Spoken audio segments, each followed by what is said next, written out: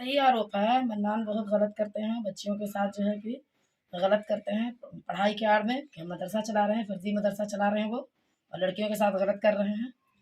और बहुत सारी लड़की है जिसके साथ और भी वो गलत कर चुके हैं, और ये उनका सिलसिला 4-5 साल से चला आ रहा है। चाहते हैं कि उनको सजा मिले और ये जो गलत हो रहा है इसको लड़की को इंसाफ मिले, इसलिए कि हम लोग भी समाज के लोग हैं, किसी के साथ भी ऐसा घटना घट सकता है। ये बहुत गलत किए हैं वो, इसलिए उनको सजा मिलनी चाहिए। ये सब तालीम कुछ नहीं देवल जाता है। ये सब बच्ची लोग का सब ये अथी सप्लाई करता है बाहर, अंदर अपना अंदरूनी जिस्म फरोशी का धंधा करवा रहे हैं और कुछ। इसलिए इनको सजा मिलनी चाहिए और लड़कियों को इंसाफ मिलना चाहिए, और ये जो गलत हो रहा है इसको रोका जाए।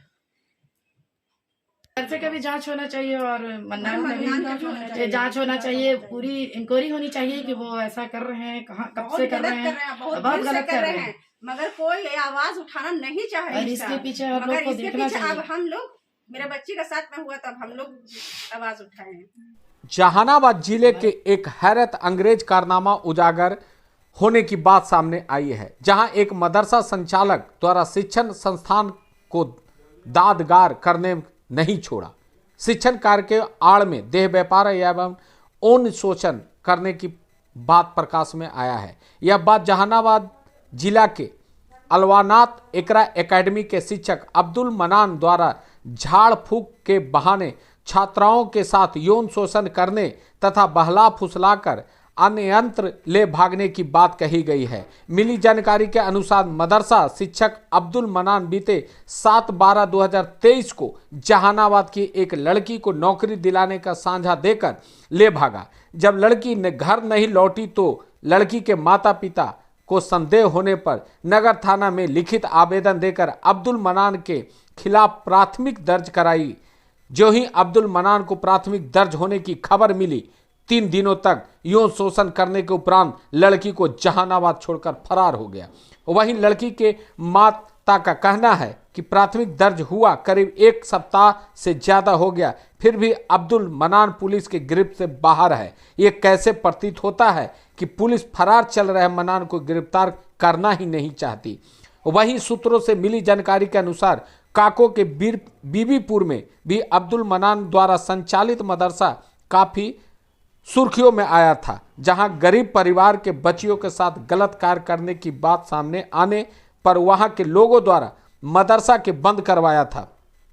वहीं लोगों ने बताया कि अब्दुल मनान द्वारा भोली भाली लड़कियों को नौकरी दिलाने तथा प्रलोभन देकर यौन शोषण तथा देह व्यापार की ओर ले जाने का काम किया जाता था।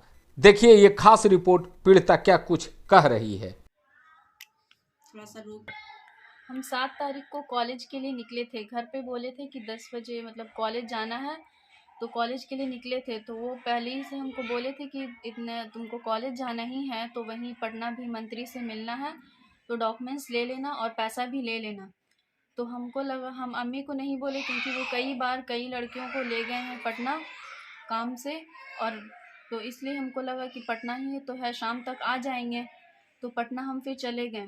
पटना से फिर वो बोले कि मंत्री यहाँ नहीं है, दिल्ली में है। तो फिर वो पटना से दिल्ली लेकर जाने लगे, तो हम मना किए बहुत, लेकिन वो हमको ज़बरदस्ती पता नहीं कुछ खिला दिए थे क्या। तो फिर वहाँ से वो फिर दिल्ली लेकर चले गए और दिल्ली में जामा मस्जिद के पास किसी होटल में रखे और फिर मेरे साथ गलत किए। फिर ये सब करने के बाद फिर वो किसी से विदेश में बात किए, शायद वो किसी बेचने के लिए बात कर रहे थे, लड़की सप्लाई करने के लिए। तो फिर हम डर गए। तो फिर मेरे पेरेंट्स लोग केस कर दिए थे उन पे। तो जब उनको पता चला, यहाँ कोई रहते हैं उनके पचमैला में, कमर साहब शायद, तो फिर वो उनको पता चला कि मेरे माँ बाप लोग केस कर दिए हैं। तो वो बोले कि वो हमको जहानाबाद तक फिर आने दिए। फिर जहानाबाद जब हम आ गए तो हमको आयु के पास ले जाया गया। तो आयु के पास जब हम गए तो मेरा बयान लिए वो। फिर मेडिकल के लिए हमको ले जाया गया। जब मेडिकल के लिए जाने लगे तो वो हमको बहुत टॉर्चर किए, मेडिकल नहीं करवाना, नहीं तो तुम्हारी शादी नहीं होगी, तुम्हारे माँ बाप तुमको नहीं रखेंगे। किनके द्वारा टॉर्चर किया गया? ये सुनील कुमार यादव मेरे केस का आयु है। तो इसलिए फिर हम डर गए थे, इसलिए मेडिकल नहीं करवाए। हम समझ नहीं पाए हम क्या करें क्या नहीं करें, इसलिए हम नहीं करवाए।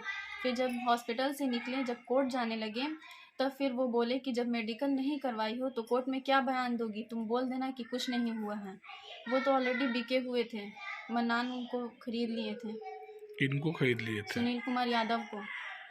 तो फिर 12 तारीख का ये घटना है, 12 तारीख को मेरा मेडिकल नहीं हुआ। फिर वो हमको मतलब बोले कि मेडिकल नहीं हुआ तो नहीं बयान देना, कुछ बोल देना कुछ नहीं हुआ। तो हम बयान दे दिए, कुछ नहीं बोले। फिर जब हम आए तो मेरे घर पे मेरे माँ बाप लोग बोले कि तुम गलत की हो, तुमको इंसाफ मिलना चाहिए, तुम्हारे साथ गलत हुआ है। तो फिर बहुत बोलने लगे मेरे अम्मी अब्बू लोग।